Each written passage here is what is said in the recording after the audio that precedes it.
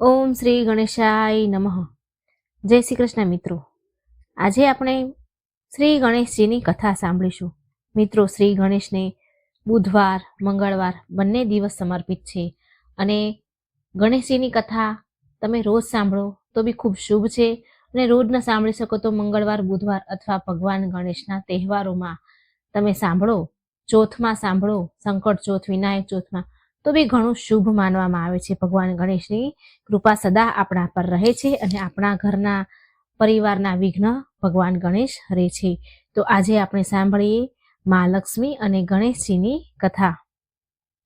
મિત્રો, વિડીયો સારો લાગે તો લાઈક કરજો, શેર કરજો અને આ ચેનલને સબસ્ક્રાઈબ કરવાનું બિલકુલ ન ભૂલશો. મિત્રો, ભગવાનની વાર્તાઓ સાંભળવી ખૂબ શુભ મનાય છે.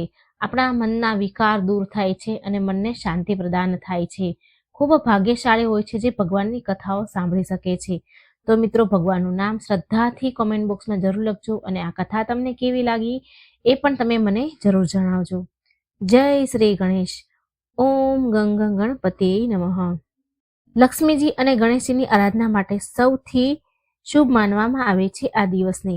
આજે તમને એક એવી સરસ વાર્તા સંભળાવવા જઈ રહી છું જેને સાંભળવા માત્રથી તમારા જીવનની તમામ મુશ્કેલીઓ તકલીફો દૂર થશે અને ઘરમાં ક્યારેય ધનની કમી નહીં રહે. આ કથા એક એવા પરિવારની છે જે પોતાની ભૂલોના કારણે બરબાદીના કાંઠે પહોંચી જાય છે, પરંતુ પછી મા લક્ષ્મીની કૃપા અને સાચા જ્ઞાનને તેમનું જીવન બદલી નાખ્યું. તો ચાલો પૂરા ભક્તિભાવથી, શ્રદ્ધાથી, પ્રસન્નચિત્ત મનથી મા લક્ષ્મીનું ધ્યાન કરતા આ પાવન કથાની શરૂઆત કરીએ. એક સમયની વાત છે. ભારત વર્ષના એક નાના એવા સુંદર ગામમાં રામકિશન નામનો એક ખેડૂત પરિવાર તેના પરિવાર સાથે રહેતો હતો. રામકિશન ખૂબ જ સીધો અને મહેનતુ માણસ હતો. તેની પાસે પોતાની થોડી ઘણી જમીન હતી જેના પર ખેતી કરીને તે પોતાનું ગુજરાન ખૂબ મુશ્કેલીથી ચલાવતો હતો. રામકિશનનું આખું જીવન સાદગી અને મહેનતમાં જ વીત્યું. તેણે ક્યારેય કોઈનું ખરાબ ન કર્યું, ન ઈચ્છ્યું અને હંમેશા ઈમાનદારીથી એ કમાતો અને કમાણી પર ભરોસો કર્યો.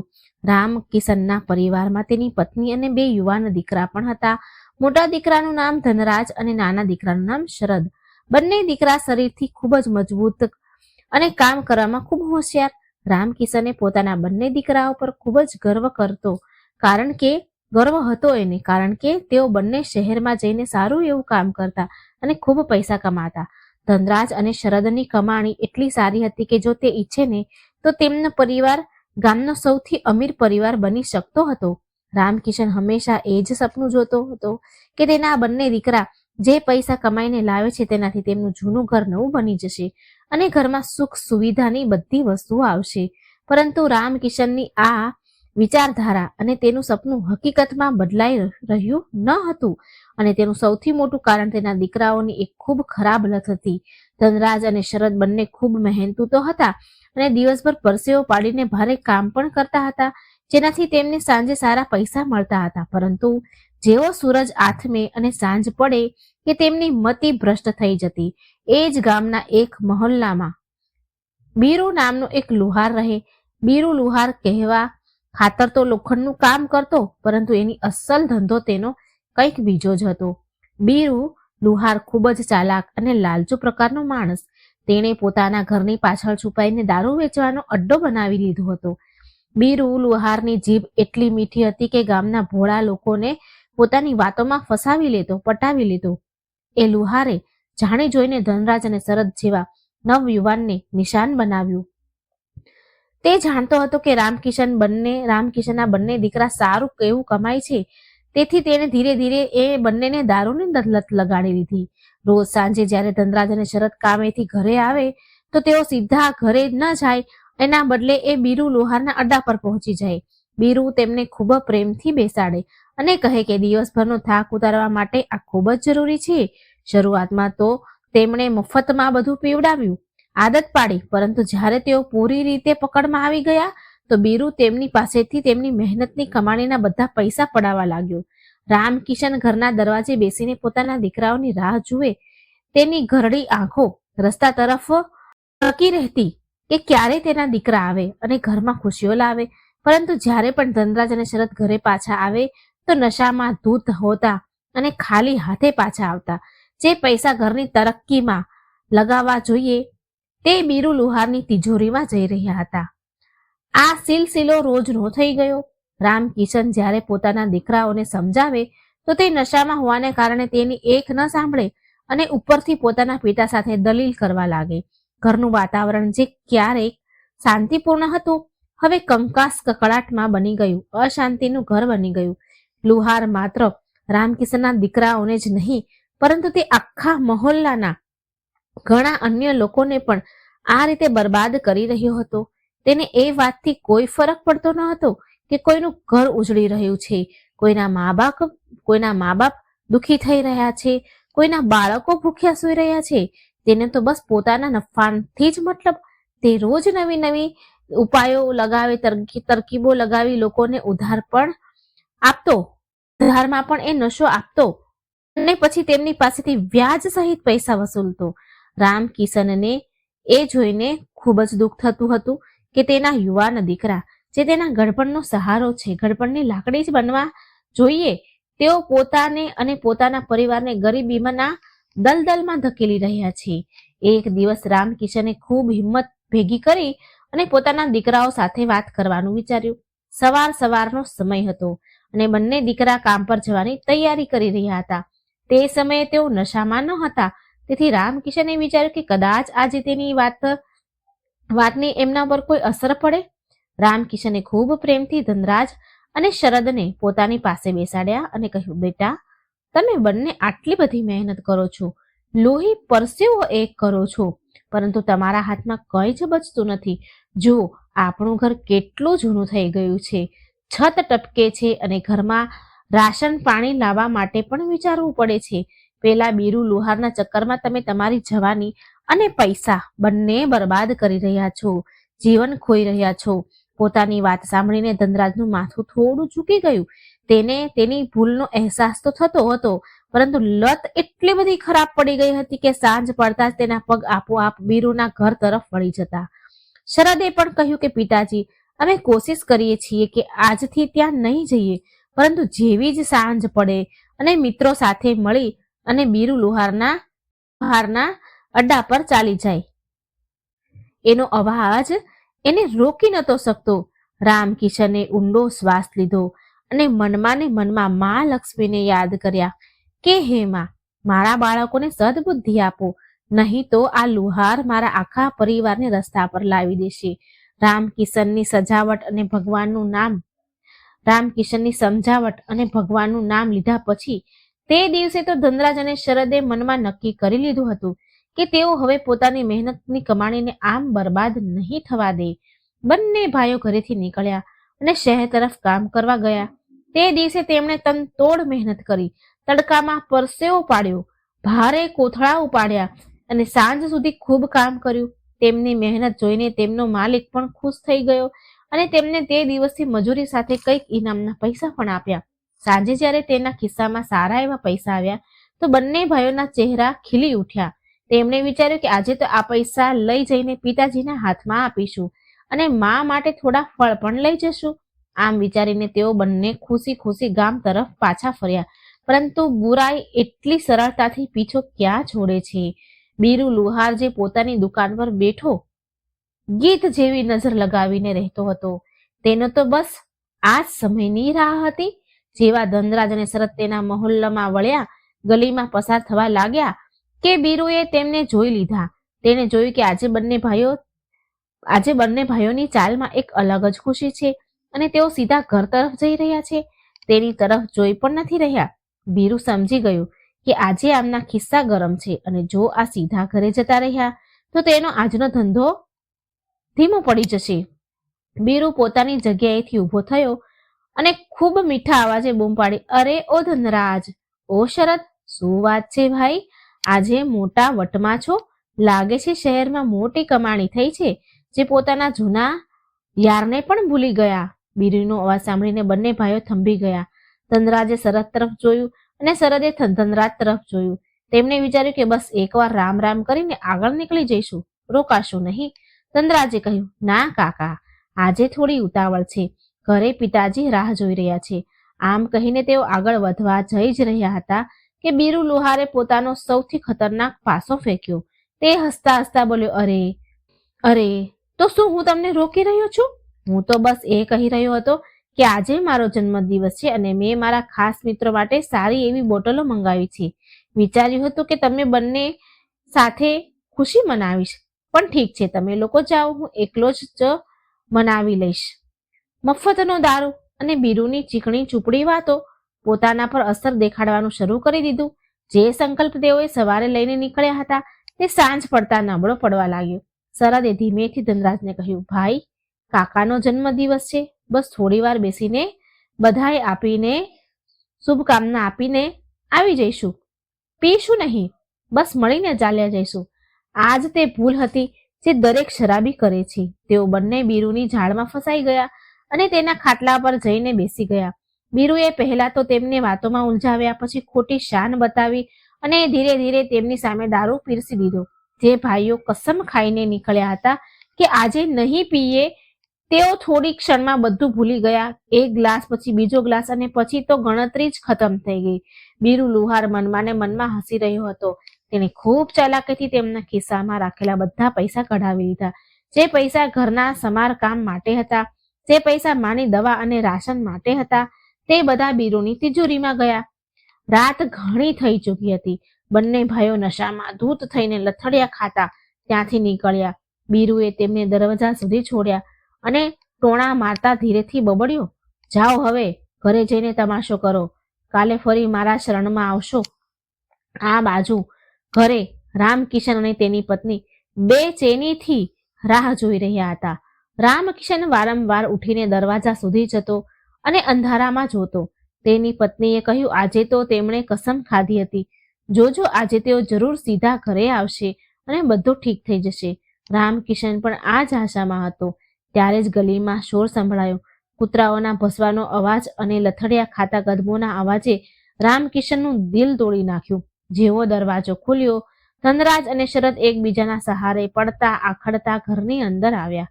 તેમની હાલત જોઈને રામકિશનનું કાળજું કંપી ઉઠ્યું. તેઓ બંને ન માત્ર ખાલી હાથે આવ્યા હતા, પરંતુ નશામાં પોતાનું ભાન પણ ગુમાવી બેઠા હતા.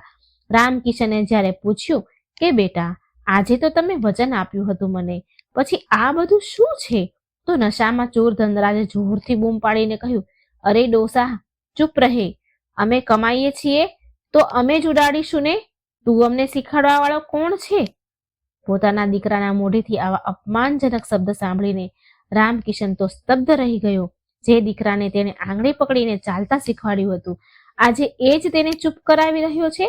રામકિશનની પત્ની આ દ્રશ્ય જોઈને ધ્રુસકે ને ધ્રુસકે રડવા લાગી. તે રાત્રે રામકિશનના ઘરમાં ચૂલો સળગ્યો નહીં. બંને દીકરા તો નશામાં બેભાન થઈને આંગણામાં જ પડી ગયા, પરંતુ વૃદ્ધ માતા પિતા આખી રાત જાગતા રહ્યા. રામકિશને જોયું કે તેના ઘરની હાલત દિવસે ને દિવસે એટલી ખરાબ થતી જઈ રહી છે. ઘરની દિવાલો તૂટી રહી હતી અને ખૂણામાં રાખેલા અનાજના ડબ્બા પણ ખાલી થવા આવ્યા હતા. ત્યાં બીજી તરફ તેને ખબર પડી હતી કે બીરુ લુહારે પોતાના ઘરમાં નવો ઓરડો બનાવી લીધો છે અને નવી ગાડી પણ ખરીદી લીધી છે. આ વિચારીને રામકિશનને ખૂબ ગુસ્સો આવ્યો કે કેવી રીતે એક અધર્મી માણસ બીજાનું ઘર બરબાદ કરીને પોતે તરક્કી કરે છે, પોતે પ્રગતિ કરી રહ્યો છે. બીજે દિવસે સવારે જ્યારે ધનરાજ અને શરદની આંખ ખુલી તો તેમના માથામાં ભારે દુખાવો હતો. તેમને રાતની કોઈ વાત યાદ ન હતી. જ્યારે તેમણે જોયું કે માની આંખો સૂજેલી છે અને પિતાજી ગુમસુમ બેઠા છે, તો તેમને આભાસ થયો કે જરૂર રાત્રે કોઈ મોટો તમાશો થયો છે. બંને પોતાના ખિસ્સા તપાસ્યા તો જોયું કે ખિસ્સા બિલકુલ ખાલી છે. કાલની આખી મહેનતની કમાણી ગાયબ હતી. શરમને કારણે તેમની નજર ઊંચી થતી ન હતી, પરંતુ હવે પસ્તાવાથી શું થાય જ્યારે ખેતરમાંથી પાક લૂંટાઈ ગયો. હવે આ સિલસિલો માત્ર એક દિવસનો ન હતો. આ તો હવે રોજની કહાની બની ગઈ હતી. રામકિશન સમજી ગયો હતો કે લડાઈ ઝઘડા કે સમજાવાથી હવે કંઈ નથી થવાનું. આ કોઈ સાધારણ લત નથી. આ એક પ્રકારનું ગ્રહણ છે જે તેના ઘરની લક્ષ્મીને ખાઈ રહ્યું છે. તેણે વડીલો પાસેથી સાંભળી રાખ્યું હતું, જે ઘરમાં કલેશ હોય છે અને જ્યાં નશો કરવામાં આવે છે, ત્યાંથી માં લક્ષ્મી રિસાઈને ચાલ્યા જાય છે અને ત્યાં દરિદ્રતાનો વાસ થઈ જાય છે.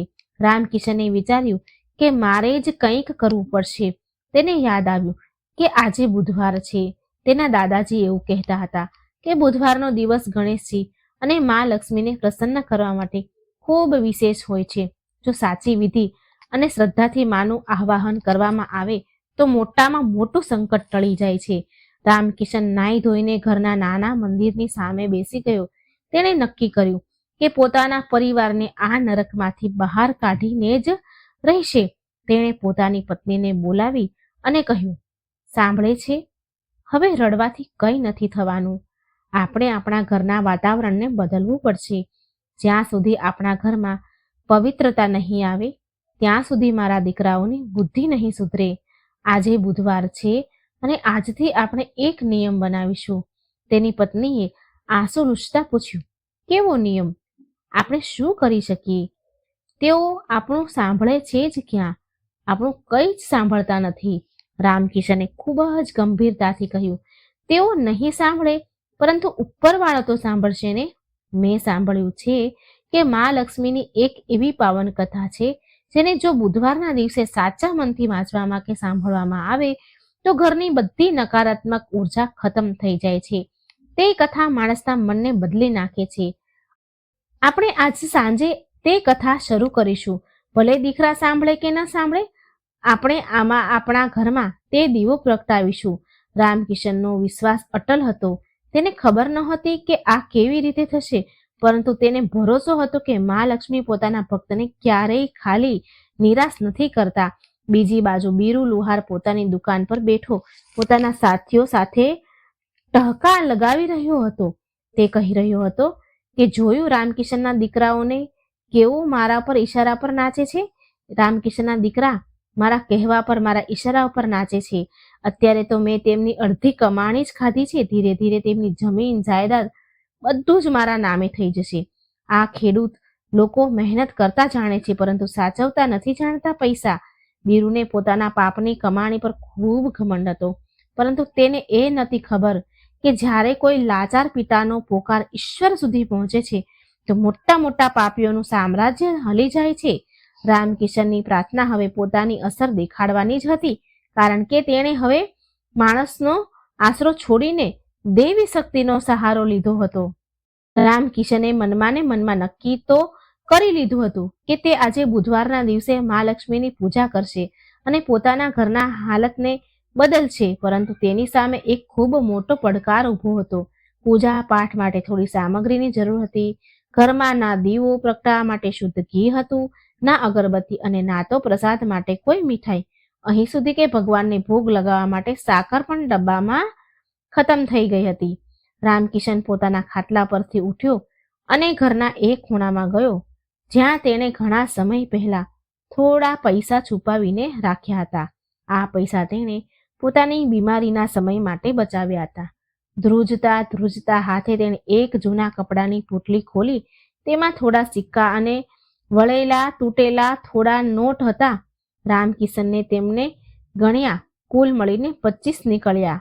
25 રૂપિયા. આજના જમાનામાં આટલા ઓછા પૈસામાં ઘરનો ખર્ચ ચલાવવાનો ખૂબ જ મુશ્કેલ હતો. પૂજાની સામગ્રી તો દૂરની વાત હતી, પરંતુ રામકિશનની શ્રદ્ધા પૈસાથી મોહતાજ ન હતી. તેણે પોતાની પત્ની તરફ જોયું, જેની આંખમાં પણ એક આશાનું કિરણ દેખાયું. પત્નીએ પોતાના ફાટેલા પાલવના છેડેથી ખોલીને 5નો એક સિક્કો રામકિશનની હથેળીમાં મૂકી દીધો અને બોલી, મારી પાસે બસ આ જ બચ્યું છે. કદાચ આનાથી થોડી મદદ મળી જાય તમને. રામકિશનની આંખો ભરાઈ ગઈ. જે ઘરમાં દીકરા હજારો રૂપિયા કમાતા હોય તેના માતા પિતા 5 જોડવા માટે મજબૂર હતા. તેણે તે પૈસા મુઠ્ઠીમાં લીધા અને બજાર તરફ ચાલ્યા. તેના મનમાં બસ એક જ ધૂન હતી કે ભલે ગમે તે થઈ જાય, આજ સાંજે ઘરમાં મા લક્ષ્મીનો પાઠ જરૂર કરીશ, જરૂર થશે. રામકિશન જ્યારે ગામના રસ્તેથી પસાર થઈ રહ્યા હતા તો તેની ચાલમાં એક અજીબ ઝડપ હતી. તે ઈચ્છતા હતા કે જલ્દીમાં જલ્દી બધો સામાન ઘરે લઈ જાઉં, પાછો ઘરે જઉં અને પવિત્ર વાતાવરણ બનાવું. પરંતુ જેવો તે ચોક પાસે પહોંચ્યો તેને ફરી એક જ મનહૂસ ચહેરો દેખાયો. બીરુ લુહાર પોતાની દુકાનની બહાર ઓટલા પર પગ લાંબા કરીને બેઠો હતો અને હુક્કો પી રહ્યો હતો. રામકિશનને જોતા જ તેના ચહેરા પર એક કુટિલ સ્મિત આવી ગયું. બીરુને તો જાણે આખા ગામની ખબર રહેતી હતી. તેને ખબર હતી કે રામકિશનના ઘરમાં દાણા દાણાના ફાફા છે. તેણે રામકિશનને બૂમ પાડી, અરે રામકિશન ભાઈ, આટલા તડકામાં ક્યાં ભાગ્યા જાઓ છો અને મુઠ્ઠી આટલી જોરથી બંધ કરી રાખી છે? કોઈ ખજાનો હાથ લાગી ગયો છે કે શું? રામકિશન રોકાવા નહોતો ઈચ્છતો, ઊભો રહેવા નહોતો માંગતો, પરંતુ બીરુનો અવાજ સાંભળીને તેના પગ ભારે થઈ ગયા. તેણે બીરુ તરફ જોયા વગર જવાબ આપ્યો, કઈ નહીં ભાઈ, બસ ઘર માટે થોડો સામાન લેવા જઈ રહ્યો છું. બીરુ જોરથી હસ્યો અને બોલ્યો, સામાન?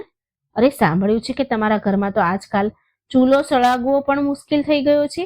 તમારા લાડલા દીકરા તો બધી કમાણી મારી દુકાન પર લૂંટાવી જાય છે. તમે કેમ આટલી મહેનત કરી રહ્યા છો? જે પણ કમાશો કે બચાવશો છેવટે તો એ મારી પાસે જ આવવાનું છે. બીરુની આવી વાત સાંભળી રામકિશનના હૃદયમાં તીર વાગ્યું. આ વાત સાચી હતી કે તેના દીકરાઓને કારણે તેની ઇજ્જત અને પૈસા બંને બીરુના પગમાં પડી રહ્યા હતા, પરંતુ આજે રામકિશનની અંદર એક અલગ જ શક્તિ હતી. તેણે બીરુની આંખોમાં આંખો નાખીને કહ્યું, બીરુ, સમય સૌનો એક સરખો નથી રહેતો. આજે મારા દીકરા ભટકી રહ્યા છે એટલે તું હસી રહ્યો છે, પરંતુ મને મારી મા લક્ષ્મી અને ઈશ્વર પર ખૂબ ભરોસો છે. જે દિવસે એમની કૃપા થશે ને, તે અંધારું પણ છટાઈ જશે અને મારા દીકરા પણ સુધરી જશે. તું તારી કમાણી પર ઘમંડ ન કર. અધર્મના પૈસા ક્યારેય ફળતા નથી. આટલું કહીને રામકિશન ઝડપથી આગળ વધી ગયો. બીરુ લુહાર થોડી ક્ષણો માટે સ્તબ્ધ રહી ગયો. તેણે રામકિશનના અવાજમાં આજ સુધી આવી સખતાઈ અને આત્મવિશ્વાસ ક્યારેય જોયો ન હતો. તે હંમેશા રામકિશનને એક લાચાર અને બિચારો બાપ સમજતો હતો. બીરુએ મનમાં ને મનમાં વિચાર્યું, લાગે છે કે આ ડોહો ભટકી ગયો છે, સઠિયાઈ ગયો છે. પૂજા પાઠથી ક્યાંક દારૂડિયો સુધરે છે? કોઈથી સાંભળ્યું ક્યાંય દારૂડિયો સુધર્યો?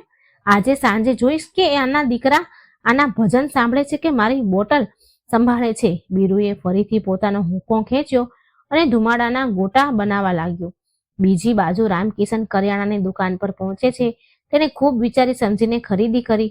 મોંઘા ઘીની જગ્યાએ તેણે થોડું તેલ લીધું, મીઠાઈની જગ્યાએ ગોળ લીધો, પતાસા લીધા અને થોડા ફૂલ અને અગરબત્તી ખરીદી. દુકાનદાર પણ રામકિશનને જાણતો હતો. તેણે પૂછ્યું, કાકા, આજે કોઈ ખાસ તહેવાર છે કે શું? રામકિશને સ્મિત કરતા કહ્યું, બેટા, જ્યારે જાગો ત્યારે સવાર. આજથી મારા ઘરમાં ખુશીનો તહેવાર શરૂ થવાનો છે. સામાન લઈને રામકિશન ઘરે પાછો આવ્યો. ઘરે પહોંચીને તેણે જોયું કે તેના બંને દીકરા ધનરાજ અને શરદ તૈયાર થઈને કામ પર જવા માટે આંગણામાં ઊભા હતા. તેમના ચહેરા ઉતરેલા હતા અને શરીરમાં કાલનો થાક હજુ પણ બાકી હતો. જેવા તેમણે પોતાના પિતાના હાથમાં પૂજાનો સામાન જોયો, તેઓ ચોંકી ગયા. ધનરાજે પૂછ્યું, પિતાજી, આ બધું શું છે? ઘરમાં ખાવા માટે લોટ નથી અને તમે આ ફૂલ પતાસા લઈને આવ્યા છો? રામકિશને ખૂબ સંયમથી કામ લીધું, ખૂબ ધીરજ રાખી. તેણે ગુસ્સો ન કર્યો પણ ખૂબ શાંતિથી કહ્યું, બેટા, આ લોટ દાળ કરતા વધારે જરૂર છે. આ આપણા ઘરની સુખ શાંતિનો સામાન છે. શરદે ચીડાતા કહ્યું, તમે પણ ક્યાં ચક્કરમાં પડી રહ્યા છો?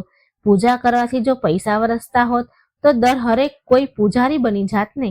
અમને કામ પર જવા દો, મોડું થાય છે. બંને ભાઈ જવા માટે વળ્યા.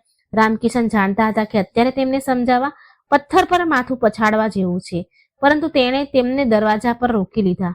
રામકિશને કહ્યું, રોકાઈ જાઓ. મને ખબર છે તમને લોકોને મારી વાત પર વિશ્વાસ નથી. તમે યુવાન છો, તમને લાગે છે કે તમે જે કરી રહ્યા છો તે જ સાચું છે, પરંતુ આજે મારી એક વાત માની લો. બંને ભાઈ રોકાઈ ગયા. રામકિશને તેમની આંખોમાં જોતા કહ્યું, જુઓ, મેં તમને ક્યારેય કોઈ વસ્તુ માટે મજબૂર નથી કર્યા, પરંતુ આજે બુધવાર છે. આજે સાંજે હું ઘરમાં એક નાની અમથી કથા કહીશ. હું તમારી પાસે કોઈ પૈસા નથી માંગી રહ્યો, બસ તમારો થોડો સમય માંગી રહ્યો છું. શું તમે તમારા વૃદ્ધ બાપ માટે આજ સાંજે થોડા વહેલા ઘરે આવી શકશો? બસ સૂરજ ડૂબતા પહેલા આવી જજો. ત્યાર પછી તમારે જે કરવું હોય તે કરજો. પિતાના અવાજમાં એક અજીબ જ લચક અને દર્દ હતું. ધનરાજ અને શરદ જે નશામાં શૈતાન બની જતા હતા, પરંતુ હોશમાં તેઓ હજુ પણ પોતાના પિતાનું થોડું ઘણું સન્માન તો કરતા હતા. તેમને લાગ્યું કે પિતાજી આટલું કરી રહ્યા છે તો કદાચ કોઈ ખાસ વાત હશે. ધનરાજે નજર ચોરતા કહ્યું, ઠીક છે, કોશિશ તો જરૂર કરીશું. આમ પણ આજે કામ વધારે નથી.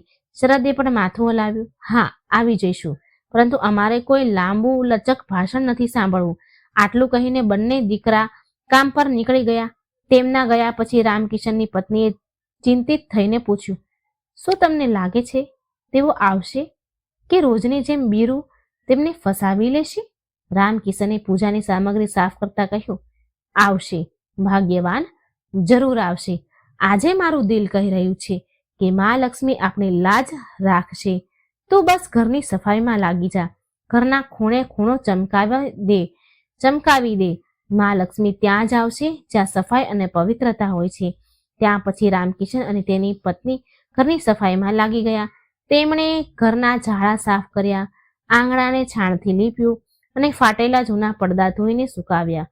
ભલે ઘર કાચું હતું અને દિવાલો જૂની હતી, પરંતુ તેમની મહેનતથી ઘરનું વાતાવરણ બદલાઈ ગયું.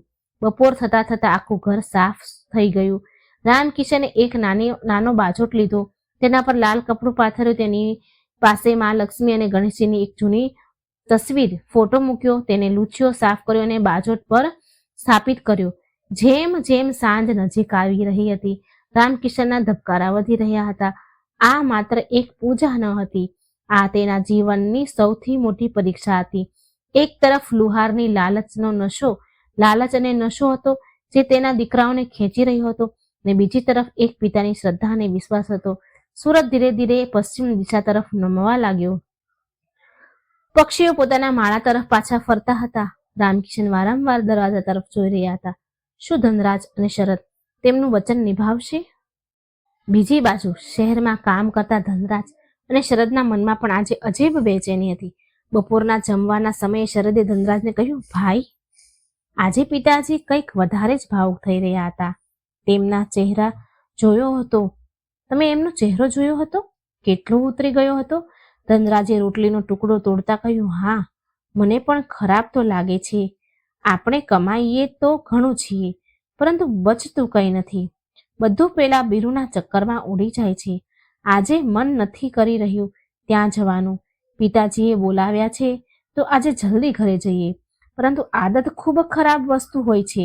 જેવું કામ ખતમ થયું અને સાંજના 5 વાગ્યા, તેમના સાથીઓએ કહ્યું, અરે, આજે તો બીરુએ નવી જાતનો દારૂ મંગાવ્યો છે, બહુ કડક છે, ચાલો થોડું ચાખીને આવીએ. ધનરાજ અને શરદના પગ ડગમગવા લાગ્યા. એક પળ માટે તેમને પિતાનો ચહેરો યાદ આવ્યો અને બીજી જ પળે બીરુની મખમલી મહેફિલ. બંને ભાઈ બે રસ્તા પર ઊભા હતા. એક રસ્તો ઘર તરફ જતો હતો જ્યાં શાંતિ અને સુધાર હતો, અને બીજો રસ્તો બીરુના અડ્ડા તરફ જતો હતો જ્યાં નશો અને બરબાદી હતી. તે જ સમયે રામકિશને પોતાના ઘરમાં દીવો પ્રગટાવ્યો.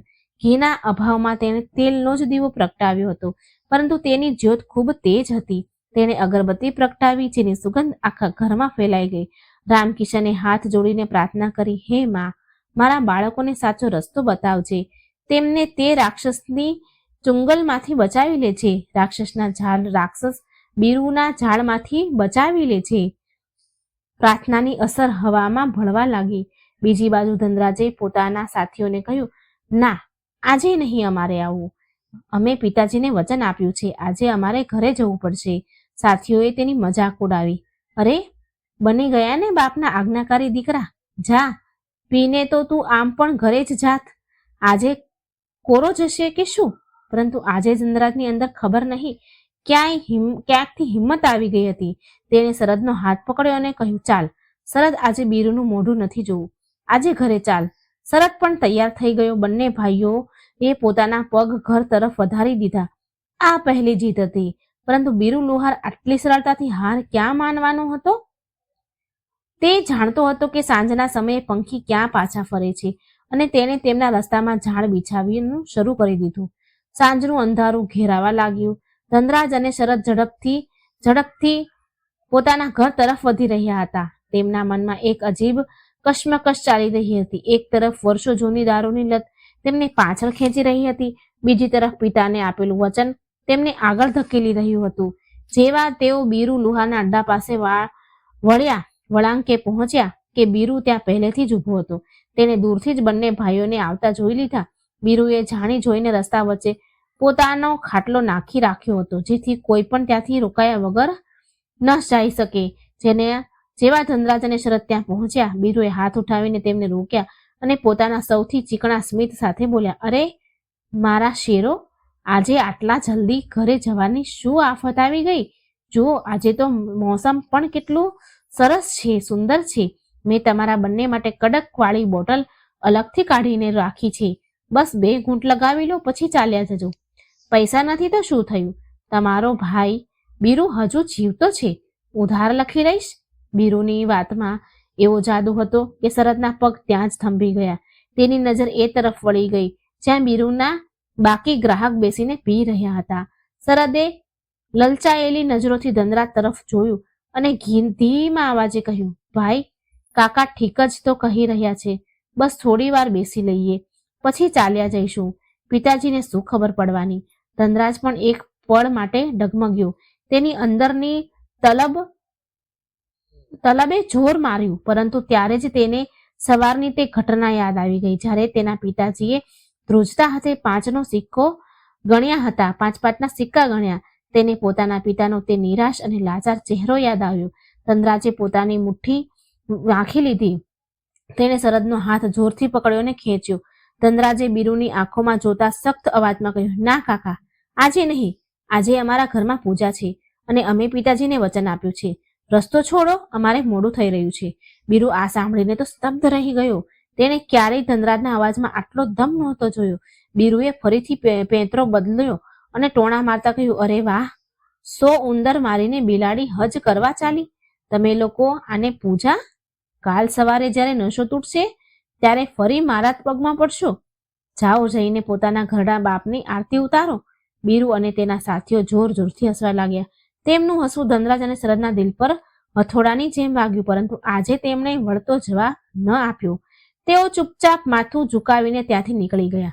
જેવા તેઓ બીરુના વિસ્તારમાંથી બહાર નીકળ્યા અને પોતાના ઘરની ગલીમાં વળ્યા, તેમને એક અજીબ શાંતિનો અનુભવ થયો. એવું લાગ્યું કે જાણે કોઈ ભારે બોજમાંથી મુક્તિ મળી હોય.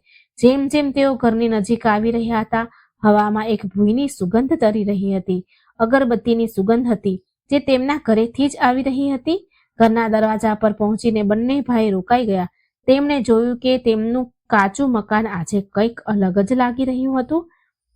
આંગણું સાફ સુથરું હતું, છાણથી લીપેલું હતું અને વચ્ચે એક નાનો બાજોટ પર દીવો પ્રગટી રહ્યો હતો. રામકિશન અને તેમની માતા સાફ કપડાં પહેરીને બાજોટ પાસે બેઠા હતા. દીવાના અંજવાળામાં રામકિશનનો ચહેરો ચમકી રહ્યો હતો. જેવા રામકિશને પોતાના બંને દીકરાઓને દરવાજા પાસે ઉભેલા જોયા અને તે બિલકુલ હોશમાં, તેની ખુશીનો તો પાર ન રહ્યો. તેની આંખમાં આંસુ આવી ગયા, આંસુ છલકાઈ પડ્યા. રામકિશન ઉઠીને પોતાના બંને દીકરાઓને ભેટ્યા. તેણે કહ્યું, મને ખબર હતી, મારો વિશ્વાસ નહીં તૂટે. મને ખબર હતી તમે આવશો. માએ પણ પોતાના દીકરાઓના માથા પર હાથ ફેરવ્યો. ધનરાજ અને શરદને આજે પોતાના ઘરમાં એક અલગ જ શાંતિ અનુભવાઈ રહી હતી. તે શોર બકોર, તે બીરુની ગંદી વાતો અને તે માથાનો દુખાવો બધું અહીં આવ્યા પછી ગાયબ થઈ ગયું હતું. બંને ભાઈઓ હાથ મોઢું ધોવે છે અને પિતાની પાસે આવીને બેસી ગયા.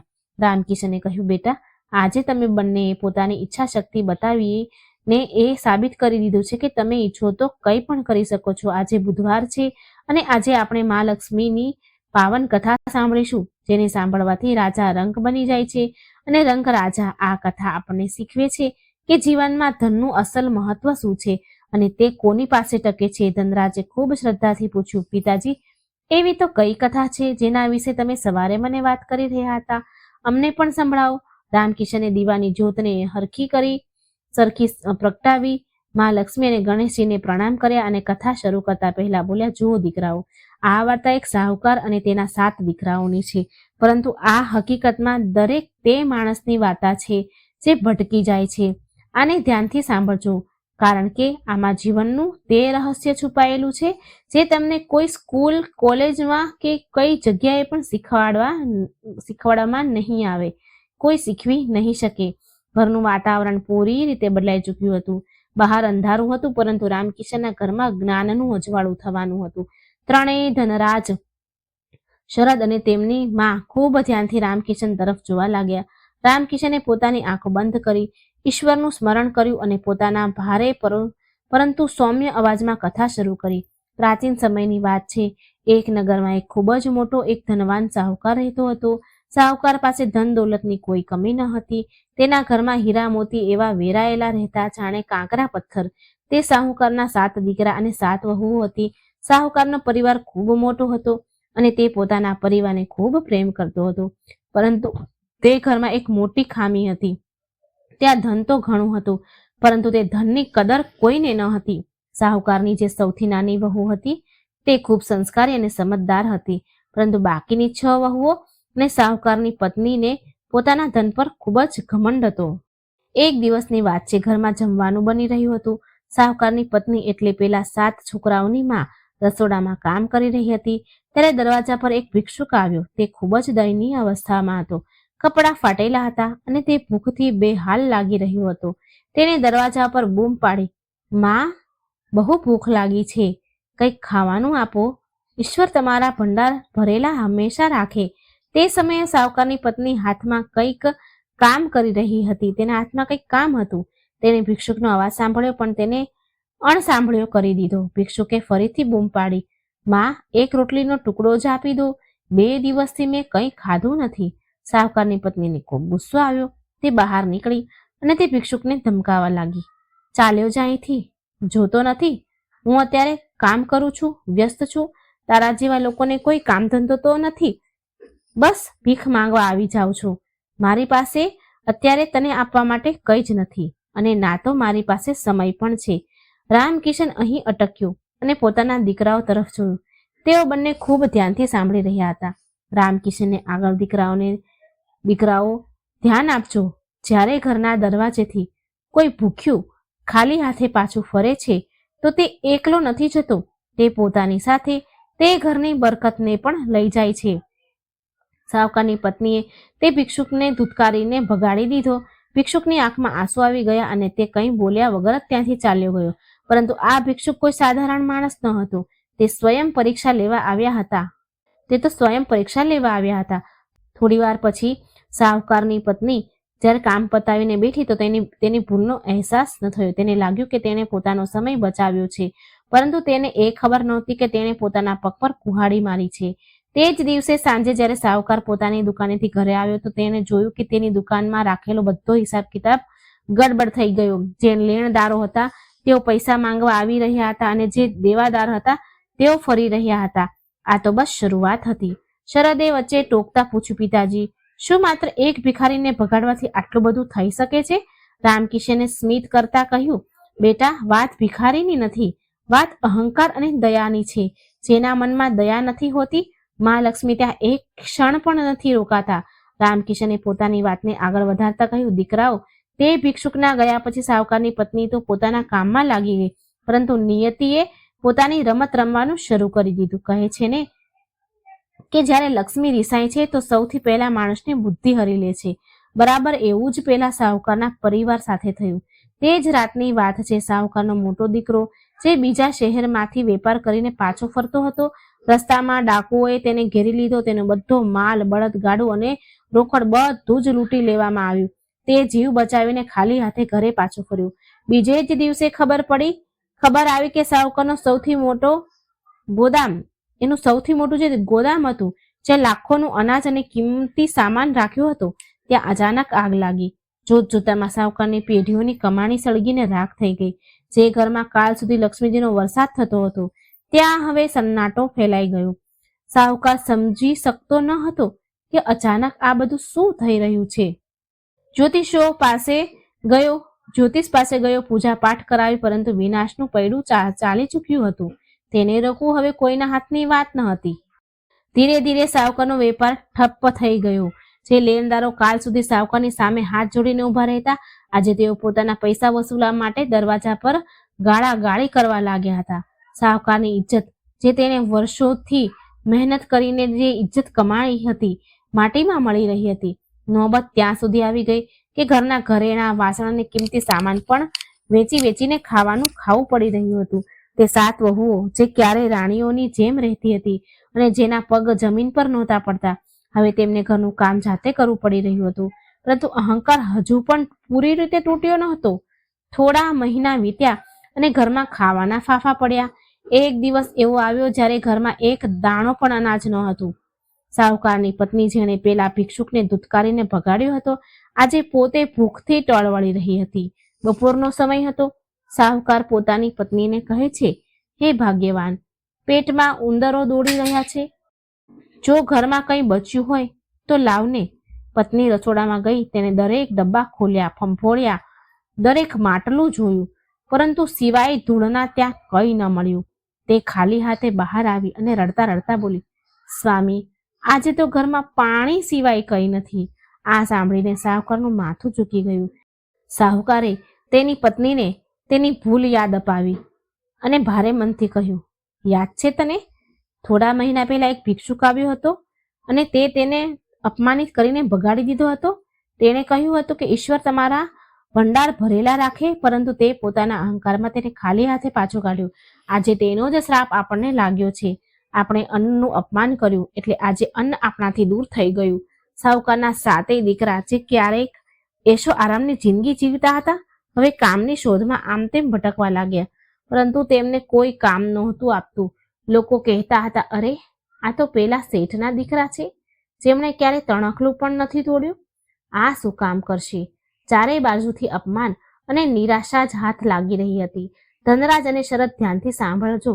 જ્યારે ખરાબ સમય આવે છે તો પોતાનો પડછાયો પણ સાથ નથી આપતો. સાહુકારના જે મિત્રો રોજ તેના ઘરે દાવત ઉડાડવા આવતા હતા, આજે તેમણે સાહુકારને ઓળખવાનું પણ બંધ કરી દીધું હતું. આખરે હાર માનીને સાહુકારે પોતાના પરિવારને ભેગો કર્યો. તેણે કહ્યું, આ નગરમાં હવે આપણું ગુજરાન નહીં થઈ શકે. અહીં બધા આપણને અમીર શેઠના રૂપમાં જાણતા હતા.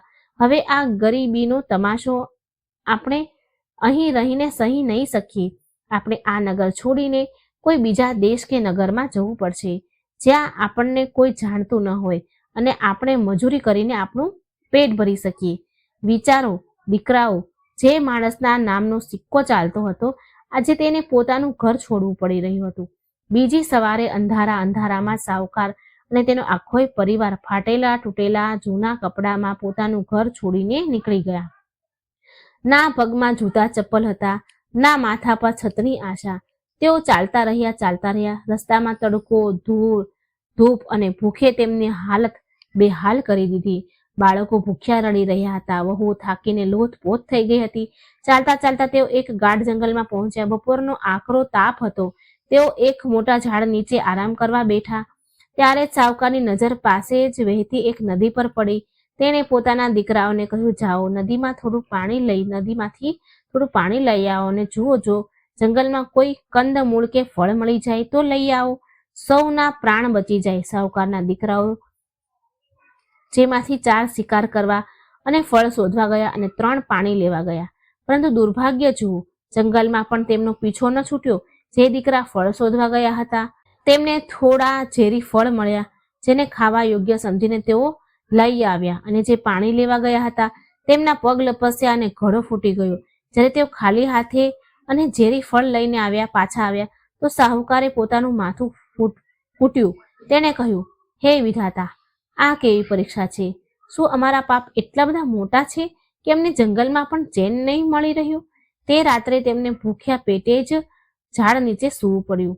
ના પથારી, ના ચાદર, બસ ખુલ્લા આકાશ નીચે તેઓ બધા એકબીજાને અડીને સૂઈ ગયા.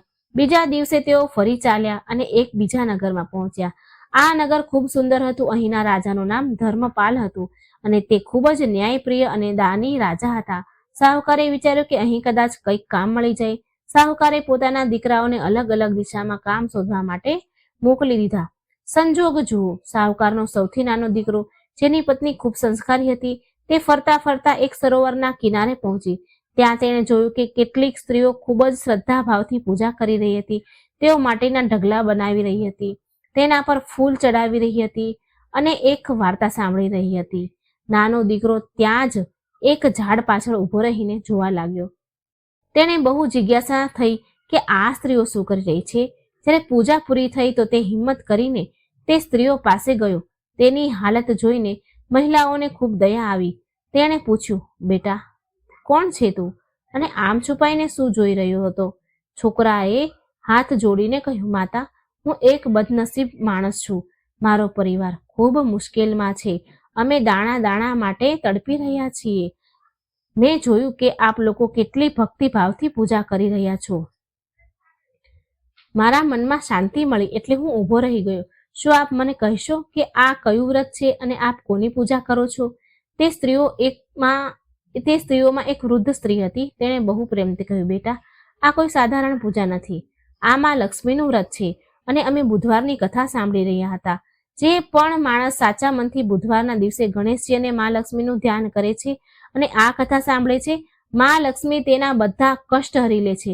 ભલે ખોવાયેલું ધન હોય કે ખોવાયેલું સન્માન, આ વ્રતના પ્રભાવથી બધું પાછું મળી જાય છે. છોકરાઓએ ઉત્સુકતાથી પૂછ્યું, માતા, શું સાચુંમાં એવું થઈ શકે? શું મારી ગરીબી પણ દૂર થઈ શકે છે? વૃદ્ધ સ્ત્રીએ કહ્યું, હા બેટા, માં લક્ષ્મીનો મહિમા અપરંપાર છે.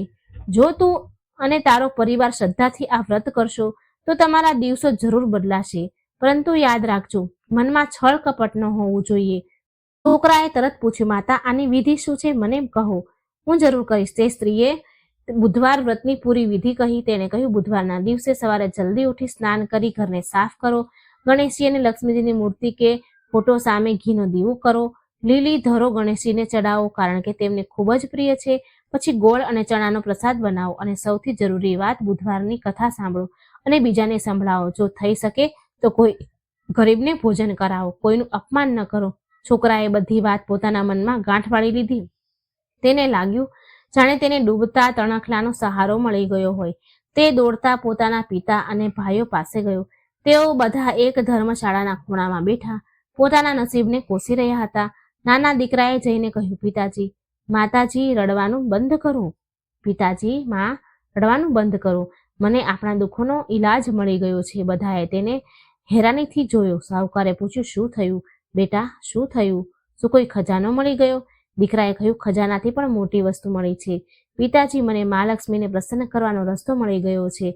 પછી તેણે વિસ્તારથી બધી સ્ત્રીઓ સાથે જે વાત થઈ હતી, જે જોયું હતું, એ બધું બતાવ્યું. કહ્યું, સાહુકારની પત્ની, જેણે પહેલા ભિક્ષુકનું અપમાન કર્યું હતું, આજે તેની આંખોમાં પશ્ચાતાપના આંસુ હતા.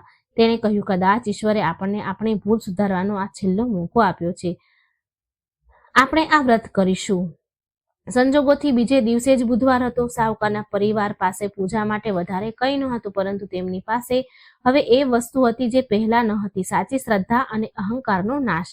તેમણે નદીમાં સ્નાન કર્યું. ધર્મશાળાના જે ખૂણામાં તેઓ રહેતા હતા તેને સાફ કર્યો. જંગલમાંથી થોડા ફૂલ અને ધરો તોડી લાવ્યા. પૈસા ન હતા તો તેમણે ગોળ ચણાની જગ્યાએ મનમાં ને મનમાં ભગવાનને ભોગ લગાવ્યો અને હાથ જોડીને બેસી ગયા. સાહુકારે કહ્યું, હે માં લક્ષ્મી, અમારાથી જે ભૂલ થઈ ગઈ હોય તેને માફ કરો. અમને ધન નથી જોઈતું. બસ એટલી કૃપા કરો કે અમે મહેનતની રોટલી ખાઈએ, મહેનતનું ભોજન કરી શકીએ અને અમારો પરિવાર ફરીથી જોડાઈ જાય. તેમણે પૂરી શ્રદ્ધાથી કથા કહી અને સાંભળી. પૂજા પૂરી થયા પછી તેઓ બધા કામની શોધમાં નીકળ્યા. ચમત્કાર તો જુઓ, જે લોકો કાલ સુધી કામ આપવાની ના પાડતા હતા, આજે તે બજારમાં એક મોટા વેપારીએ સાહુકારના દીકરાઓને પોતાની દુકાન પર મુનિમનું કામ આપી દીધું. રામકિશને વાર્તા સંભળાવતા પોતાના દીકરાઓ તરફ જોયું અને કહ્યું, જુઓ ધનરાજ, જુઓ શરદ, આ હોય છે વિશ્વાસનું ફળ. જેવું તેમણે સાચા મનથી માને યાદ કર્યા, રસ્તા ખોલવા લાગ્યા. પરંતુ અત્યારે વાર્તા પૂરી નથી થઈ. અસલી પરીક્ષા તો હજુ બાકી છે. ધન મળવું સરળ છે, પરંતુ તેને સાચવવું અને પોતાની દાનત સાફ રાખવી એ સૌથી મુશ્કેલ છે. આગળ સાહુકાર સાથે શું થયું અને કેવી રીતે તેઓ પાછા પોતાના નગર ફર્યા એ બહુ રસપ્રદ છે. રામકિશને દીવામાં થોડું તેલ વધારે નાખતા વાર્તાને આગળ વધારી. દીકરાઓ, તે સાહુકાર અને તેના પરિવાર તે દિવસથી જ બુધવારનું વ્રત અને પૂજન પૂરી નિષ્ઠાથી શરૂ કરી દીધું. તેઓ દર બુધવારે સવારે જલ્દી ઉઠતા, સ્નાન કરતા અને ભલે સૂકી રોટલી જ કેમ ન હોય, પહેલા મહાલક્ષ્મી અને ગણેશજીને ભોગ લગાવતા, પછી પોતે ખાતા. તેમના વ્યવહારમાં પણ બહુ બદલાવ આવી ગયો. હવે તેઓ કોઈ ગરીબને જોઈને મોઢું નહોતા ચડાવતા, પરંતુ જેટલું સમર્થ હોય, જેટલી શક્તિ હોય એટલી મદદ કરતા. સમયનું પૈડું ફર્યું. તેમની મહેનત અને મહાલક્ષ્મીની કૃપા રંગ લાવવા લાગી. જે વેપારીને ત્યાં તેઓ મુનિમાં લાગ્યા હતા, તે તેમના કામ અને ઈમાનદારીથી એટલા ખુશ થયા કે તેમણે તેમને પોતાના વેપારમાં ભાગીદાર બનાવી લીધા. સાહુકારના દીકરાઓએ પોતાની જૂની બુદ્ધિ અને નવા અનુભવનો ઉપયોગ કરીને તે વેપારને નફો અનેક ગણો કરી દીધો. ધીરે ધીરે તેમની પાસે પૈસા આવવા લાગ્યા, પૈસા જોડાવા લાગ્યા. જે પરિવાર ફાટેલા કપડામાં આવ્યા હતા, હવે તેમણે એક નાનું એવું પોતાનું ઘર પણ ખરીદી લીધું હતું. ઘરમાં ફરીથી ખુશીઓ પાછી ફરવા લાગી હતી. વહુના ચહેરા પર ચમક આવી ગઈ અને બાળકો ફરીથી સારા કપડાં પહેરવા લાગ્યા. પરંતુ શાહુકાર ભૂલ્યો ન હતો કે આ બધું કોની દેન છે. જ્યારે તેમની પાસે ધન આવ્યું તો તેમણે ઘમંડ ન કર્યો. તેમણે સૌથી પહેલા એક નિયમ બનાવ્યો કે દર બુધવારે તેઓ ગરીબોને ભોજન કરાવશે. તેઓ જાણતા હતા કે અહંકાર જ તે ઉદય છે જે સોનાની લંકાને પણ ખાઈ જાય છે. તેઓ તે બીજા નગરમાં ખૂબ સુખથી રહેવા લાગ્યા, પરંતુ તેમને પોતાની જન્મભૂમિ અને પોતાના જૂના ઘરની ખૂબ યાદ આવતી. એક દિવસ શાહુકારે પોતાના દીકરાઓને કહ્યું, બાળકો, હવે મા લક્ષ્મીની કૃપાથી આપણી પાસે એટલું ધન થઈ ગયું છે કે આપણે પાછા આપણા નગર જઈ શકીએ. ત્યાં આપણું જૂનું ઘર છે, આપણા પૂર્વજોની નિશાનીઓ છે. આપણે ત્યાં જઈને આપણું ખોવાયેલું સન્માન પાછું મેળવવું જોઈએ. દીકરા પણ તૈયાર થઈ ગયા. તેમણે પોતાની જમા પૂંજી અને સામાન બાંધ્યો અને પોતાના જૂના નગર તરફ ચાલ્યા. આ એ જ રસ્તો હતો જ્યાંથી તેઓ ક્યારેક રડતા, કકળતા અને ભૂખ્યા તરસ્યા પસાર થયા હતા. પરંતુ આજે તેઓ બળદગાડાઓમાં શાનથી બેઠા હતા. જ્યારે તેઓ તે જંગલમાંથી પસાર થઈ રહ્યા હતા, જ્યાં તેમને ઝેરી ફળ મળ્યા હતા, તો શાહુકારે ગાડાઓ રોક્યા. તે નીચે ઉતર્યા અને તે જૂના ઝાડને પ્રણામ કર્યા જેની નીચે તેમણે રાત વિતાવી હતી.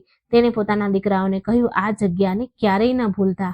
આ જગ્યા આપણને યાદ અપાવતી રહેશે કે ખરાબ સમય ક્યારેય પણ આવી શકે છે, એટલે સારા સમયમાં ક્યારેય છકી ન જવું જોઈએ. સફર કરતા કરતા તેઓ પોતાના જૂના નગરમાં પહોંચ્યા. જ્યારે તેઓ પોતાની ગલીમાં પ્રવેશ કરે છે તો શેરીઓવાળા તેમને જોઈને હેરાન રહી ગયા.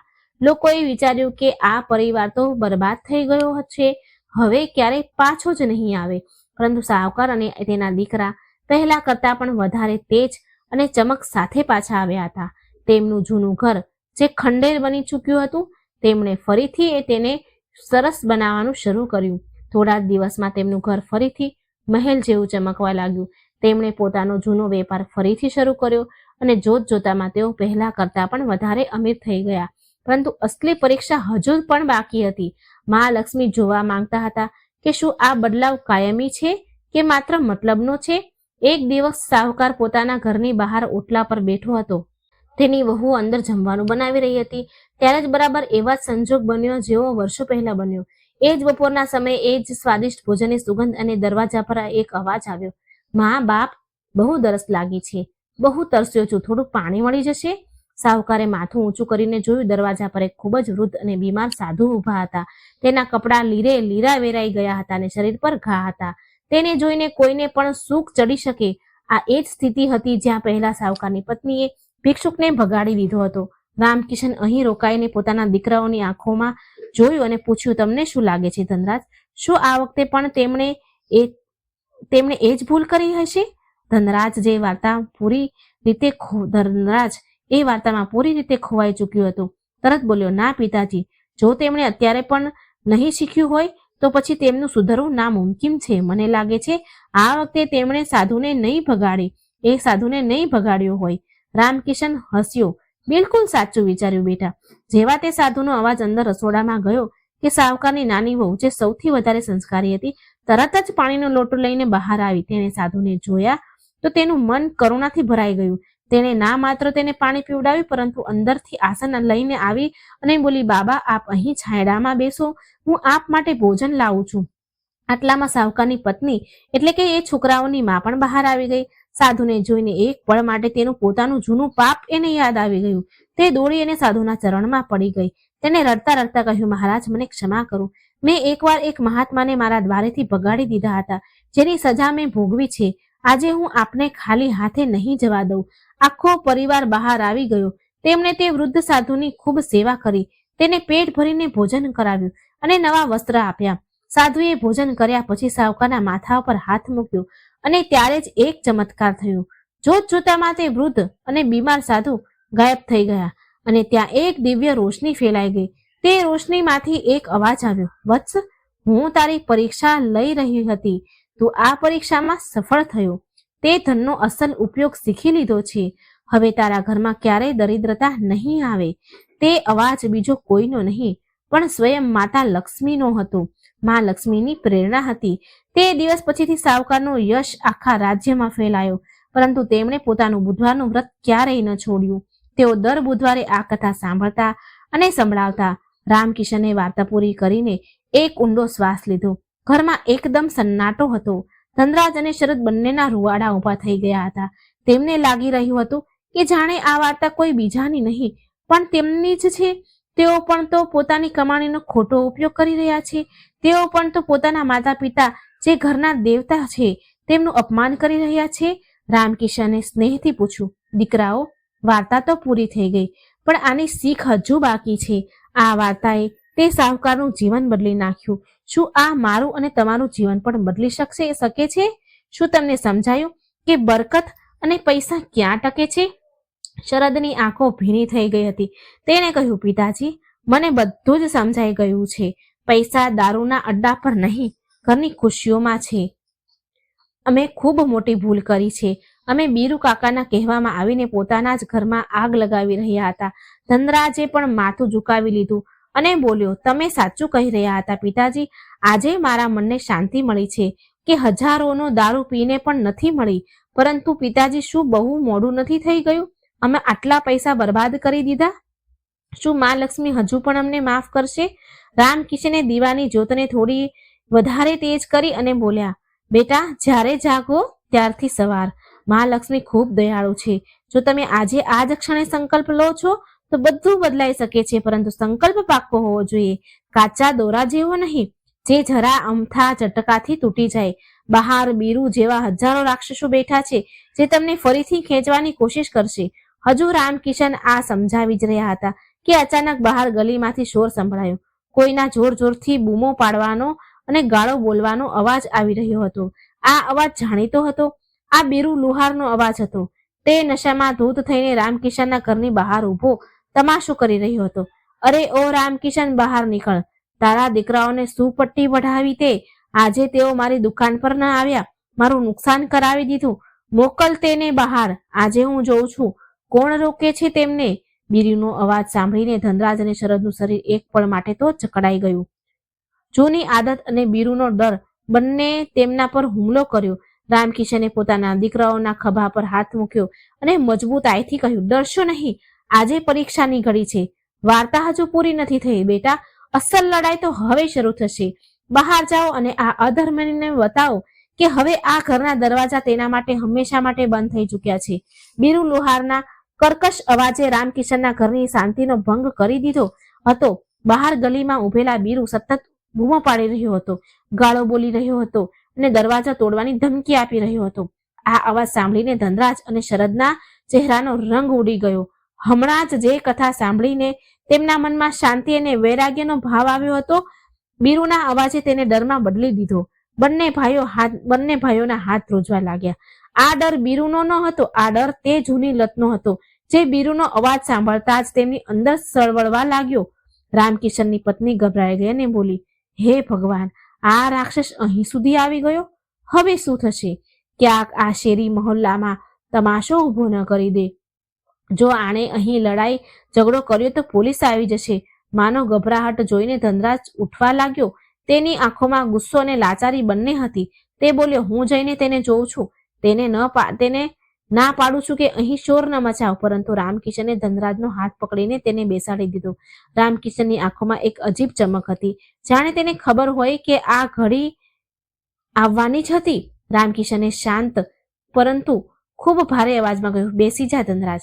આજે તું બહાર કમજોર બનીને નહીં પણ ખડક બનીને જઈશ. યાદ રાખ, હમણાં જે તે વાર્તા સાંભળી તે સાહુકારના દીકરાઓએ પોતાની ગરીબી સામે લડવા માટે પોતાનું ઘર છોડી દીધું હતું, પોતાનો અહંકાર છોડી દીધો હતો. શું તું એક દારૂડિયાનો સાથ નથી છોડી શકતો? રામકિશને બંને દીકરાઓની આંખોમાં જોયું અને બોલ્યો, બહાર જે ઊભો છે તે માત્ર બીરુ નથી, તે તમારી પરીક્ષા છે. મહાલક્ષ્મી જોઈ રહી છે કે મારો ભક્ત પોતાની પ્રતિજ્ઞા પર કેટલો પાકો છે. જો આજે તમે ડરીને અંદર સંતાઈ રહ્યા છો તો તે રોજ આવશે, અને જો આજે તમે બહાર જઈને તેની સામે ઝૂકી ગયા તો પછી જીવન પર ઊભા નહીં થઈ શકો. આજે નિર્ણય તમારે કરવાનો છે કે તમે તે બીરુના ગુલામ છો કે પોતાના પિતાના શેર દીકરા છો. પિતાના આ શબ્દોએ ધનરાજ અને શરદની અંદર સૂતેલો સ્વાભિમાન જગાડી દીધો. શરદે પોતાની મુઠ્ઠી બંધ કરી અને ઊભો થયો. તેણે કહ્યું, ભાઈ, પિતાજી સાચું કહી રહ્યા છે. આપણે ક્યાં સુધી તેનાથી ડરીશું? આપણે આપણી મહેનતનું ખાઈએ છીએ, તેનું કર જ નથી ખાધું. ચાલો આજે આનો હિસાબ કરી જ દઈએ. ધનરાજે પણ ઊંડો શ્વાસ લીધો. તેણે એકવાર મા લક્ષ્મીનો ફોટા તરફ જોયું, મનમાં ને મનમાં પ્રણામ કર્યા ને બોલ્યો, ચાલો. રામકિશને કહ્યું, જાઓ, પરંતુ એક વાત યાદ રાખજો, લડવાનું નથી, હાથ નથી ઉપાડવાનો. બસ પોતાનામાં એટલી તાકાત રાખજો કે તેને બોલતો બંધ કરી દેવાય, તે બોલતો બંધ થઈ જાય. ગુસ્સાથી નહીં, મક્કમતાથી કામ લેજો. જેવો ધનરાજ ઘરનો દરવાજો ખોલ્યો, સામે નજારો જોઈને તેનું લોહી ઉકળી ઉઠ્યું. બીરુ લુહાર નશામાં ધૂત થઈને તેની દહેલીજ પર લાત મારવા જ જઈ રહ્યો હતો. તેની સાથે 2-3 બીજા દારૂડિયા ઉભા હતા, જે તમાશો જોઈ રહ્યા હતા. દરવાજો ખુલતા જ બીરુનું સંતુલન બગડ્યું અને તે પડતા પડતા બચ્યો. ધનરાજ અને શરદને સામે ઉભેલા જોઈને બીરુની આંખોમાં એક શેતાની ખુશી ચમકી ઉઠી. બીરુએ લથડિયા ખાતા કહ્યું, આવી ગયા મારા શેરો. મને ખબર હતી તમે મને ના નહીં પાડી શકો. અરે, અંદર શું કરી રહ્યા છો આટલી વારથી? આ ડોસા તમને કઈ પટ્ટી ભરાવી રહ્યો છે? ચાલો, છોડો આ બધું. આજની પાર્ટી મારી તરફથી છે. જુઓ, હું તમારા ઘર સુધી લેવા આવ્યો છું. હવે તો ચાલવું જ પડશે. બીરુએ પોતાનો હાથ ધનરાજના ખભા પર મૂકવાની કોશિશ કરી, પરંતુ આજે કંઈક અલગ થયું. ધનરાજે એક ડગલું પાછળ ખસી ગયો અને બીરુનો હાથ હવામાં જ રહી ગયો. ધનરાજની કરોડરજ્જુ એકદમ સીધી હતી અને નજર બીરુની આંખોમાં ડગેલી હતી. ધનરાજે ખૂબ જ સંયમ અને કડક અવાજમાં કહ્યું, આજ પછી અમે તમારા અડ્ડા પર ક્યારેય નહીં આવીએ. તમે અહીંથી ચાલ્યા જાઓ. અમારા ઘરની સામે તમાશો ન કરો. આ સાંભળીને બીરુને જાણે તો કરંટ વાગ્યો. તે એક પળ માટે સ્તબ્ધ રહી ગયો. તેને પોતાના કાન પર વિશ્વાસ ન થયો. જે ધનરાજ તેના એક અવાજ પર પૂંછડી હલાવતો ચાલતો આવતો હતો, આજે તે તેને જવાનું કહી રહ્યો છે. બીરુનો નશો થોડો ઓછો થયો અને ગુસ્સો વધી ગયો. તે બડબડ્યો, શું બોલ્યો તું? નહીં આવે? અરે, 2 દિવસનું ઘેલું છે. આ હજુ નશો ચડ્યો નથી એને એટલે આવી વાત કરી રહ્યો છે ને તું? જ્યારે તલપ લાગશે તો મારા જ પગમાં પડીશ, ગીરગડાઈશ, કરગરીશ. ને સાંભળ, જે પાછલું ઉધાર છે તે કોણ ચૂકવશે? મોટો રહીશ બની રહ્યો છે. શરદ, જે હંમેશા ચૂપ રહેતો હતો, આજે વચ્ચે બોલી પડ્યો. તેણે આગળ વધીને કહ્યું, બીરુ કાકા, તમારો જે પણ હિસાબ છે કાલ સવારે દુકાન પર આવીને આપી દઈશું અને સરભર કરી દઈશું. એક પાય ચૂકવી દઈશું, પરંતુ આજ પછી અમને પોતાની દુકાન પર બોલાવવાની કોશિશ ન કરતા. અને હા, અમારા પિતાજીને ડોસો કહેવાની હિંમત બીજી વાર ન કરતા. શરદના અવાજમાં એટલી સખતાઈ હતી કે ગલીના કૂતરા પણ ભસવાનું બંધ કરી ચૂક્યા હતા. આસપાસના થોડા લોકો જે શોર સાંભળીને પોતાની છતો, ધાબાઓ અને બારીઓમાંથી ડોકિયા કરી રહ્યા હતા, આ જોઈને હેરાન હતા. તેઓ બધા જાણતા હતા કે બીરુએ કેવી રીતે આ છોકરાઓને બગાડ્યા, પરંતુ આજે આ છોકરાઓનું આરોપ જોઈને તેઓ પણ સ્તબ્ધ રહી ગયા. બીરુને મહેસૂસ થવા લાગ્યું કે તેનો પાસો ઊંધો પડી ગયો છે. તે શેરી મહોલ્લામાં પોતાની બેઇજ્જતી થતી જોઈને વધુ વકળાયો. બીરુએ એક ગંદી ગાળ આપી અને કહ્યું, ઠીક છે, જોઉં છું કેટલા દિવસ ચાલે છે આ નાટક. કાલ સાંજ સુધી જો તમે બંને મારી દુકાન પર નાક રગડતા ન આવ્યા તો મારું નામ પણ બીરુ લુહાર નહીં. જાઓ, ડૂબી મરો તમારા આ ખંડેરમાં. આટલું કહીને બીરુએ જમીન પર થૂક્યો અને પોતાના સાથીઓ સાથે પગ પછાડતો ત્યાંથી ચાલ્યો ગયો. ધનરાજ અને શરદ ત્યાં જ દરવાજા પર ઊભા રહ્યા, જ્યાં સુધી કે બીરુ ગલીના વળાંકથી ઓझल ન થઈ જાય. જેવો તે ગયો, બંને ભાઈઓ એકબીજા તરફ જોયું અને એક ઊંડો શ્વાસ છોડ્યો. આ શ્વાસ રાહતનો હતો, વિજયનો હતો. તેમણે પહેલીવાર બુરાઈની આંખોમાં આંખો નાખીને તેને હરાવી હતી. તેમણે પોતાનો દરવાજો બંધ કર્યો અને સ્ટોપર લગાવી દીધી. આ સ્ટોપર માત્ર દરવાજાની ન હતી, પરંતુ તેમણે પોતાના જીવનમાં બુરાઈના પ્રવેશદ્વાર પર તાળું માર્યું હતું. જ્યારે તેઓ અંદર ફર્યા તો જોયું કે રામકિશન અને તેની માં ઊભા થઈને તેમને જ જોઈ રહ્યા હતા. માની આંખોમાં આંસુ વહી રહ્યા હતા, પરંતુ આ ખુશીના આંસુ હતા. માં દોડીને આવી અને બંને દીકરાઓના ઓવારણમાં વારણા લેવા લાગી. મારો લાલ, મારો શેર, આજે તે મારી છાતી ગજગજ ફૂલાવી દીધી. પેલા દુષ્ટની સામે તમે ડર્યા નહીં. રામકિશન પોતાની જગ્યાએથી ન ઉઠ્યો, પરંતુ તેના ચહેરા પર એક સંતોષજનક સ્મિત હતું, હાસ્ય હતું. તેમણે કહ્યું, આવો બેસો, હજુ જંગ જીત્યા નથી, હજુ તો બસ પહેલો હુમલો ટળ્યો છે. બીરુ જતો રહ્યો, પરંતુ તમારા શરીરની અંદર જે રાક્ષસ બેઠો છે, નશાની લત તે હજુ પણ જીવિત છે. તે તમને રાતભર સુવા નહીં દે. તે તમને તોડવાની કોશિશ કરશે, પરંતુ યાદ રાખજો, મનની શક્તિ શરીરની શક્તિથી મોટી હોય છે. રામકિશનની વાત 100% સાચી હતી. જેમ જેમ રાત ઘેરાવા લાગી, ધનરાજ અને શરદની હાલત ખરાબ થવા લાગી.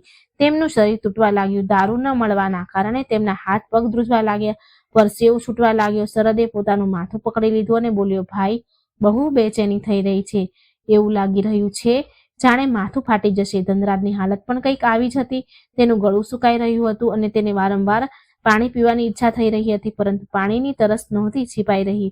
હાલત છોડવા પર થતી તકલીફોનો સમય હતો. આ એ સમય હતો જ્યારે મોટા ભાગના લોકો હાર માની લે છે. તેમનું શરીર ચીસો પાડી પાડીને માંગ કરી રહ્યું હતું કે બસ એક ઘૂંટ મળી જાય તો ચેન મળી જાય.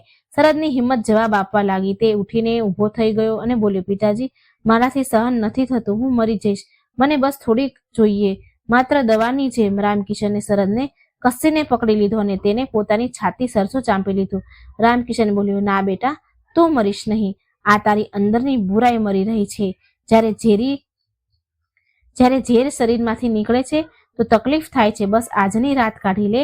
આ રાત કયામતની રાત છે, પરંતુ કાલનો સૂરજ નવું જીવન લઈને આવશે. રામકિશન પોતાની પત્નીને કહ્યું, સાંભળે છે? આમના માટે આદુ અને તુલસીવાળી કડક ચા બનાવી લાવ અને સાથે થોડો ગોળ પણ લાવજે. રામકિશન આખી રાત પોતાના દીકરાઓના ઓશિકે બેઠો રહ્યો. તે તેમને બાળપણની વાર્તાઓ સંભળાવતો રહ્યો, તેમના માથા પર હાથ ફેરવતો રહ્યો. જ્યારે પણ શરદ કે ધનરા તડફતા, રામકિશન તેમને મા લક્ષ્મીની એ વાર્તા યાદ અપાવતા. તે કહેતા, યાદ કરો, પેલા સાવકારના પરિવારને. તેઓ જંગલમાં ભૂખ્યા તરસ્યા સૂતા હતા, પરંતુ તેમણે હાર ન માની. તમારું કષ્ટ તેમના કષ્ટથી મોટું નથી. આ શરીરની ગંદકી છે જે બહાર નીકળી રહી છે. રાતના 2 વાગી ચૂક્યા હતા. ધનરાજે પડખું ફેરવ્યું અને પોતાના પિતાનો હાથ પકડીને કહ્યું, પિતાજી, તમે અમારા માટે બહુ દુઃખ સહન કર્યું છે. અમે તમારી કસમ ખાઈએ છીએ, ભલે જીવ નીકળી જાય. હવે અમે તે ઝેરને હાથ નહીં અડાડીએ. બસ તમે અમારો સાથ ન છોડતા. રામકિશનની આંખોમાં આંસુ આવી ગયા. તેણે કહ્યું, હું ક્યાંય નથી જઈ રહ્યો બેટા. જ્યાં સુધી મારા શ્વાસ છે, હું તમારી સાથે છું. ધીરે ધીરે ચા અને પિતાનો પ્રેમ પોતાની અસર દેખાડી રહ્યો હતો. બંને ભાઈની આંખ મળી ગઈ. થાક અને માનસિક સંઘર્ષ પછી તેમને ઊંઘ આવી ગઈ હતી. રામકિશને જોયું કે તેના બંને દીકરા, જે કાલ સુધી નશામાં બેસૂદ પડ્યા રહેતા, આજે એક યોદ્ધાની જેમ લડીને સૂઈ રહ્યા છે. રામકિશને ઉઠીને ધીરેથી મા લક્ષ્મીને આગળ બળતો દીવો જોયો. તેલ ખતમ થઈ રહ્યું હતું, પરંતુ વાટ હજુ પણ બળી રહી હતી. રામકિશને હાથ જોડીને ભગવાનને, મા લક્ષ્મીને કહ્યું, માં, આજની રાત તો તે બચાવી લીધા. હવે આગળનો રસ્તો પણ તું જ બતાવજે. હાલત આટલી સરળતાથી નહીં જાય.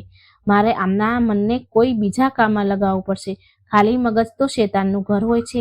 રામકિશને સવાર માટે એક યોજના બનાવી. તેને ખબર હતી કે જો આ બંને કાલે ખાલી બેઠા રહ્યા તો તેમનું મગજ ફરીથી બીરુ તરફ જશે. તેમને વ્યસ્ત રાખવા જરૂરી છે. અને ત્યારે જ રામકિશને યાદ આવ્યું કે તેમના ખેતરોનો એક ભાગ જે બંજર પડ્યો હતો અને જેના પર ઝાડીઓ ઉગી નીકળી હતી, તેને સાફ કરવાનું કામ વર્ષોથી અટકેલું પડ્યું હતું. તેણે વિચાર્યું કે કાલે હું આમને બંનેને માટી સાથે જોડીશ. જ્યારે પરસેવો વહેશે તો નશો પણ વહેશે.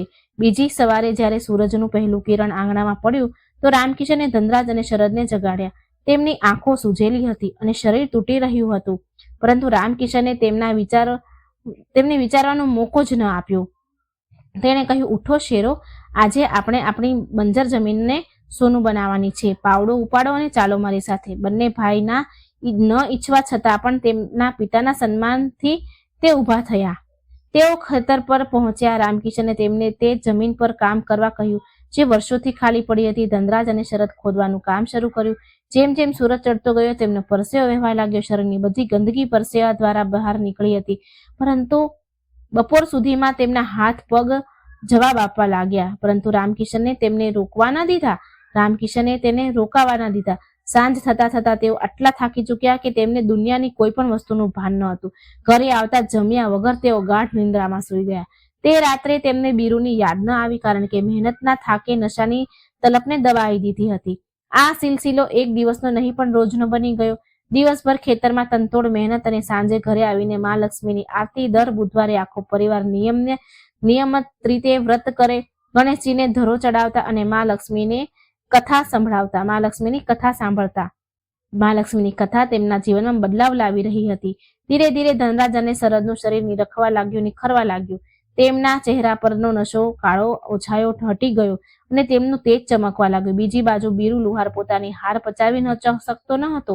તેણે ઘણીવાર કોશિશ કરી ધનરાજ અને શરદને ફરીથી ફસાવાની, પરંતુ હવે તે બંને પાસે સંકલ્પનું કવચ હતું અને કહે છે ને કે પાપનો ઘડો એક દિવસ જરૂર ભરાય છે અને ફૂટે છે. એક દિવસ પોલીસે બીરુના અડ્ડા પર દરોડો પાડ્યો.